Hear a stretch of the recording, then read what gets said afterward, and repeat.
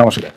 আমি আজকে উল্লেখ করব আমাদের অ্যাস্ট্রোলজিতে মূলাঙ্ক 9 কাকে রিপ্রেজেন্ট করে থাকে। যাদের জন্ম প্রত্যেক মাসের 9 তারিখ, 18 তারিখ কিংবা 27 তারিখে তাদের মূলাঙ্ক হয়ে থাকে মূলত 9। এর মূল রুলিং প্ল্যানেট কিন্তু মঙ্গল, যা কি করে থাকে আমাদের লাইফে শক্তি, সাহস, নেতৃত্ব দিয়ে থাকে এবং লাইফে আত্মত্যাগ দিয়ে থাকে। মূলাঙ্ক 9 এর মূলত ক্যান্ডিডেটসরা জাতক জাতিকারা সাহসী এবং মানবিক হয়ে থাকে। ডিসিশন, যে কোনো ডিসিশনে এরা খুব দৃঢ়চেতা হয়ে থাকে।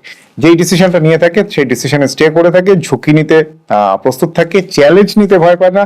নেতৃত্ব গুণ এদের মধ্যে আছে, উদ্যমী এবং কঠোর পরিশ্রমী হয়ে থাকে। রাগী এবং আবেগপ্রবণও এদের একটা বৈশিষ্ট্য।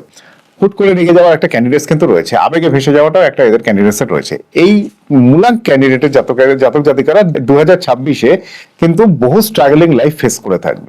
স্পেশালি 2026-এ এদের শরীর সংক্রান্ত ব্যাপার, কেরিয়ার সংক্রান্ত ব্যাপার এবং বিয়ে সংক্রান্ত ব্যাপারে তিনটে ব্যাপারে সাবধানতা অবলম্বন করতে হবে। মূলাঙ্ক 9 নিয়ে আপনারা ক্যাপশনসে নজর রাখবেন, আমি ডিটেলস প্রোগ্রাম কিন্তু উপস্থাপন করবো। হর হর মহাদেব।